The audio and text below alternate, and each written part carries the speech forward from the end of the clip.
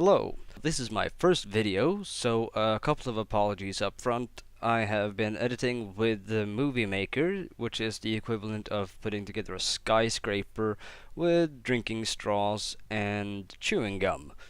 Now, I am also recovering from a cold, so apologies for my voice.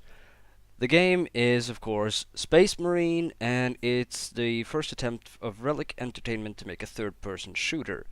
Warhammer games are usually in the strategy genre, which means this is a different move for them altogether. Now, the main character of the story is Captain Titus. He is voiced by Mark Strong, actually, a well-known Hollywood actor at this point, but he seems to be channeling Russell Crowe's performance from Gladiator.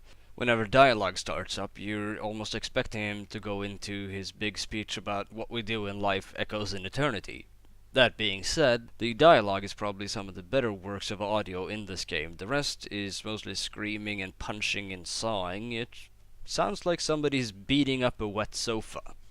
The plot of the game is quite simple. They actually explain the whole premise at the beginning of the game with a screen showing you what their options are for saving the day, and then just axing out all the other options besides sending in a three-man team of the Ultramarines. It's just an excuse not to have an entire army coming down at the same time. The planet in question is a factory, so it's all brown and rusty and metal, with a few exceptions of course, but then again, when they change the color, they change all the colors, so you don't get any blending. You just get the brown level, the browner level, the blue level, the purple level, the red level, the dark level. Gameplay consists mainly of shooting things in the face, or if you're playing the game right, stabbing things in the face. Now, Warhammer is famous for its chainsaw sword, so that's a good point to actually try this game, is to just go nuts with a chainsaw and stab as many things as you can. Now, you can choose your weapons throughout the game. There are convenient caches of weapons that you can switch out whatever you want.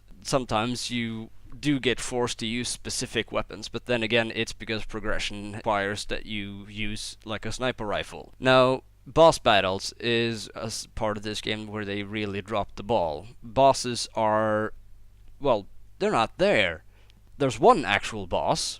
The rest of them are hordes of enemies swarming in from different doors, and you just have to survive long enough for somebody to open a door, for somebody to push something across the room, or just waiting for the elevator to show up. Now, there's an interesting thing about the characters in this game, and that is, if they're wearing a helmet, they're not important.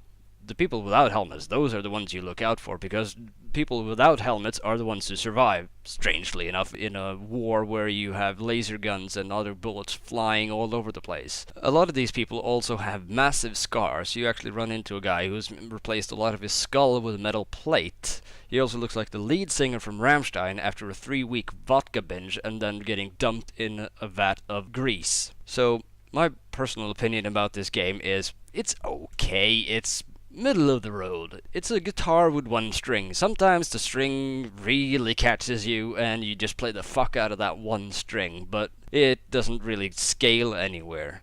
The best parts of this game is where you get to use a jetpack, or jump pack as they call it, where you can just play around like a comet, where you soar into the air, dive into enemies, and of course cause major havoc, because they usually only aim at stuff that's on the ground. Replayability, that's so and so. It has the chapter select, which means you can just replay the jetpack levels over and over and over again.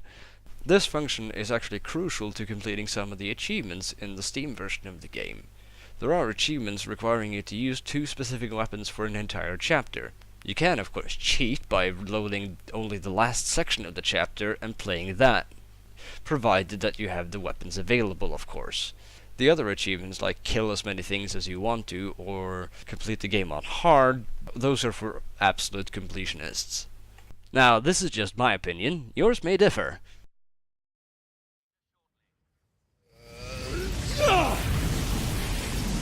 The whole room is coming down!